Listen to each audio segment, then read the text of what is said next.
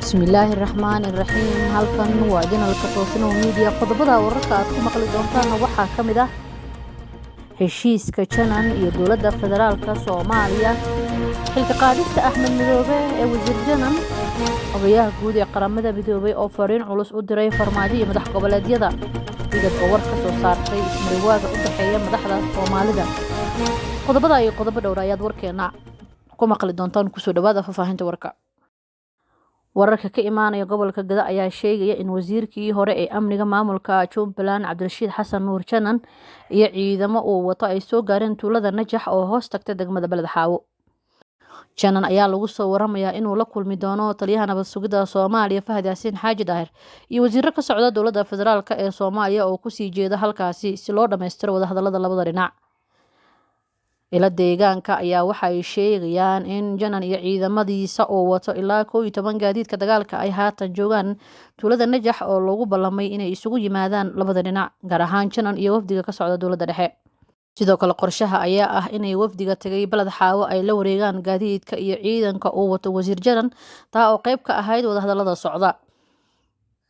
Wararka aan helnay ayaa intaa ku sii daraya in Janan loo soo qaadayo magaalada Muqdisho ee caasimadda Soomaaliya si uu ula kulmo madaxda dalka. Heshiiska Janan ayaa sii xoojinaya hardanka iyo dagaalka siyaasadeed ee u dhexeeya dowladda dhexe iyo maamulka Jubbaland ee uu horkacaya Axmed Madoobe. Si kastaba saaka ayay ahayd markii wareegto ka soo baxday xafiiska madaxweynaha Jubbaland xilka looga qaaday wasiirka amniga maamulkaasi Cabdirashiid Xasan oo shalay shaaciyay inuu wada hadallo hoos ee kula jiro dowladda Soomaaliya. Madaxweynaha dowlad goboleedka Jubbaland Axmed Maxamed Islaam Axmed Madoobe ayaa xilka qaadis ku sameeyay wasiirka amniga maamulkaasi Mudane Cabdirashiid Xasan Nuur Janan kadib markii uu shaaciyay in wada hadallo kula jiro dowladda federaalka ee Soomaaliya. Wareegto ka soo baxday xafiiska madaxweyne Axmed Madoobe ayaa lagu shaaciyay xilka qaadista lagu sameeyay Janan oo ciidamo ku haysto duleedka Beledxaawo. Madaxweynaha Jubbaland Mudane Axmed Maxamed Islaam wuxuu xilka ka qaaday Mudane Cabdirashiid Xasan Cabdi Nuur wasiirkii amniga dowladda Jubbaland ayaa lagu yiri warqad ka soo baxday xafiiska madaxweyne Axmed Maxamed Islaam Axmed Madoobe. Digreetada xilka qaadista ee uu soo saaray madaxweynaha Jubbaland laguma cadeyn sababta xilka looga qaaday wasiir Janan oo ka mid ahaa wasiirada u dhow Axmed Madoobe. Arrintan ayaa ku soo aadaysa saacado kadib markii uu shaac baxay wadahadallo u socda dowladda dhexe iyo Janan, iyadoo wakiilo ka kala socda labada dhinac ay yeesheen kulamo lagu heshiinayo dowladda federaalka iyo Cabdirashiid Janan. Si kastaba talaabadan ayaa uga sii daraysa khilaafka u dhexeeya Jubbaland iyo dowladda federaalka, iyadoo Axmed Madoobe uu weyn doono guud ahaan gobolka Gado haddii uu si rasmi ah Janan ula heshiiyo dowladda una soo wareego dhankeeda. Xogayaha guud ee qaramada midoobay Antonio Guterres ayaa sheegay inuu si qoto dheer uga walaacsan yahay ismariwaaga siyaasadeed ee ku aadan qabashada doorashooyinka Soomaaliya.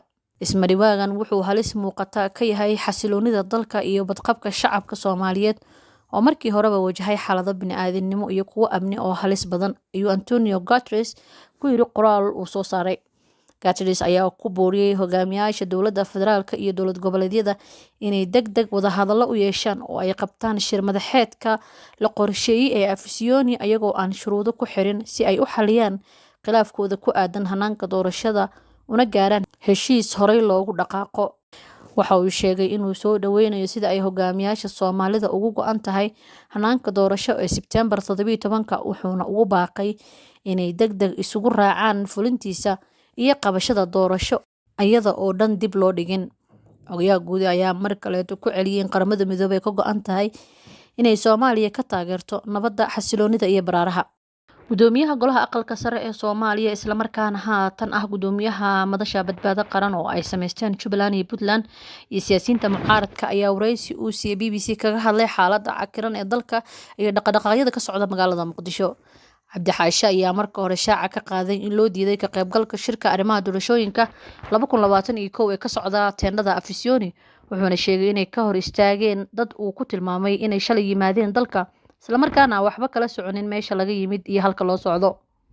Mabala ii ogolo maxaan ka qaybgalaa shirka, aniga ma diidaniya, waxaan ahay siyaasi dalkan ka soo shaqeeyay 30 sano oo ay dhibaatada ku jirtay una taagan midnimadiisa iyo nabadiisa. Marka dad shalay yimaaday oo aan ogeyn xaaladda siyaasadda dalkan ayaa aniga ii diiday inaan ka qayb galo arrinta xalka dalkan, ayuu yiri. dhinaca kale wuxuu soo hadal qaaday dhismaha madasha badbaado qaran iyo ujeedada loo aasaasay, wuxuuna tilmaamay inay doonayaan kaliya sidii heshiis midaysan looga gaari lahaa ismariwaaga arrimaha doorashooyinka. Waxaan rabnaa in Soomaaliya oo dhan heshiis la gaaro oo la isku yimaado dhibaato iyo dagaal aniga xal uma arko, ayuu sii raaciyay Gudoomiye Cabdi Xaashi. Hadalkan ayaa kusoo aadaya iyadoo maalintii saddexaad uu galay shirka Afisyooni oo ay weli ka maqan yihiin madaxda Jubbaland iyo Puntland, kaasoo diiradda lagu saarayo sidii xal waara looga gaari lahaa khilaafka hareereeyay doorashooyinka 2021. Ugu dambeyntiina urur goboleedka IGAD oo war ka soo saaray khilaafka hareereeyay doorashada Soomaaliya ayaa walaac ka muujiyay in shirka madasha wadatashiga qaran ee madaxda dowladda federaalka iyo dowlad goboleedyada uusan u qabsoomin sidii loogu talagalay. IGAD waxay ku boorinaysaa dhammaan hogaamiyaasha inay ka waantoobaan ficil kasta oo carqaladeynaya dadaalada lagu doonayo in dib loogu bilaabo wadahadalka loona sii xoojiyo ismariwaaga siyaasadeed ee hadda jira, ayaa lagu yiri qoraal ka soo baxay IGAD. Sidoo kale IGAD ayaa ku boorisay hogaamiyaasha Soomaalida inay dib ugu laabtaan dhabaha wadahadalka oo ay si wadajir ah uga shaqeeyaan isku tanaasul iyadoo la tixgelinayo danta dadka iyo dalka Soomaaliyeed. Danaha dadka Soomaaliyeed ayaa weli ah kuwa ugu muhiimsan. Hoggaanka Soomaaliyeedna waa inuu ka dhabeeyaa himilada shacabka ee aan la helo doorasho nabdoon, loo wada dhan yahay, xor ah, cadaalad ah oo lagu kalsoonaan karo. Guuldaradu ma ahan ikhtiyaar, ayaa lagu yiri qoraal ka soo baxay urur goboleedka IGAD oo ay Soomaaliya xubin ka tahay.